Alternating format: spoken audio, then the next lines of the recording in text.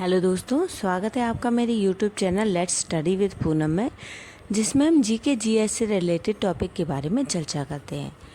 तो अभी हम पिछले वीडियो में जिस तरीके से जम्मू कश्मीर के कुछ महत्वपूर्ण स्थलों के बारे में चर्चा कर चुके हैं, आज उसी श्रृंखला को आगे बढ़ाते हैं।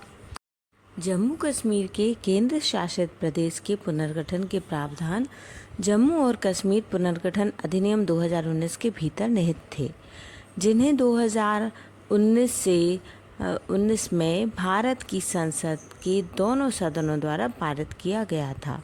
विधेयक का उद्देश्य जम्मू और कश्मीर राज्य को 2 केंद्र शासित प्रदेशों में फिर से गठित करना था। Jammu Kashmir British east India company के शासन के दौरान एक रियासत थी और उसके बाद 1846 से 1947 तक भारत में ब्रिटिश राज के दौरान भी एक रियासत रही। इस रियासत की स्थापना प्रथम आंग्ल सिख युद्ध के बाद हुई।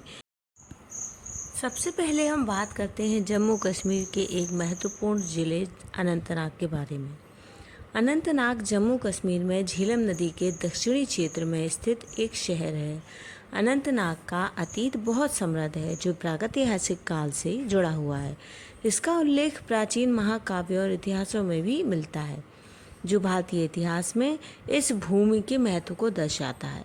पौराणिक कथाओं से गहराई से जुड़ा हुआ अनंतनाग का उल्लेख भगवत गीता में एक ऐसे स्थान के रूप में है जहां हिंदू भगवान शिव ने अमरनाथ की गुफा की ओर जाते समय अपने नागों को छोड़ा था।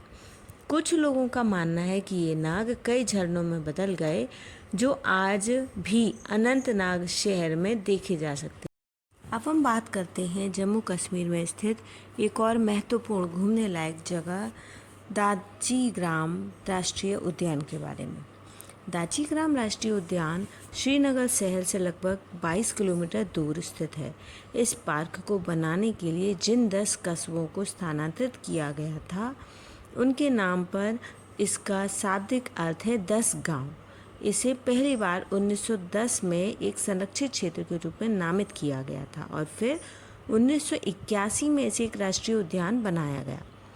यह क्षेत्र कई अलग अलग जानवरों का घर है, जिनमें तेंदुआ, कस्तूरी मृग, हिमालयी काला भालू, सियार और कई अन्य दुर्लभ जीव जंतु, पहाड़ी लोमड़ी आदि शामिल हैं।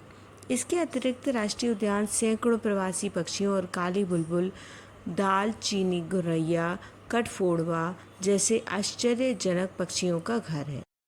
अब हम हेमिस राष्ट्रीय उद्यान के बारे में चर्चा करते हैं, जो लद्दाख में स्थित है।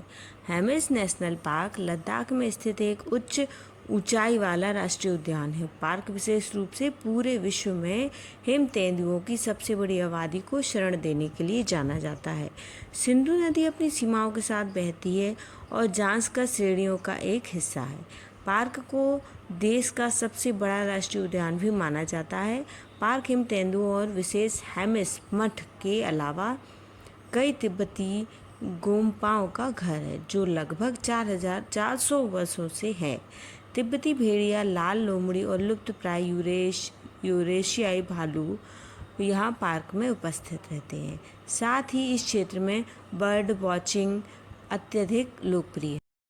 अब हम बात करते हैं जम्मू कश्मीर में स्थित एक प्रमुख तीर्थ स्थल अमरनाथ के बारे में। अमरनाथ की गुफा श्रीनगर से करीब 145 किलोमीटर की दूरी पर हिमालय पर्वत श्रेणियों में स्थित है। समुद्र तल से 3978 मीटर की ऊंचाई पर स्थित यह गुफा 150 फीट ऊंची और करीब 90 फीट लंबी है। अमरनाथ यात्रा पर जाने के रास्ते लगभग 2 हैं। यह पहलगाम होकर जाता है और दूसरा सोनमर्ग बालटाल से जाता है, यानी देश भर के किसी भी क्षेत्र से पहले पहलगाम या बालटाल पहुंचा जाता है। इसके बाद यह यात्रा पैदल की जाती है। अमरनाथ गुफा के शिवलिंग को अमरेश्वर कहा जाता है।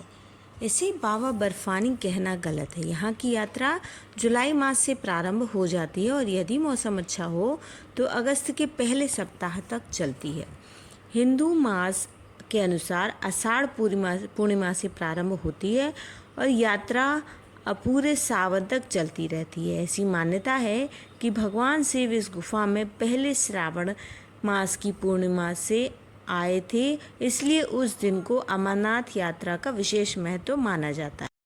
इस तरह दोस्तों हमने जम्मू कश्मीर के कुछ महत्वपूर्ण दर्शनीय स्थलों के बारे में जानने की कोशिश की है। तो यदि ये वीडियो आपके किसी भी काम आता है तो हमारे चैनल को लाइक, शेयर और सब्सक्राइब ज़रूर करें। धन्यवाद दोस्तों।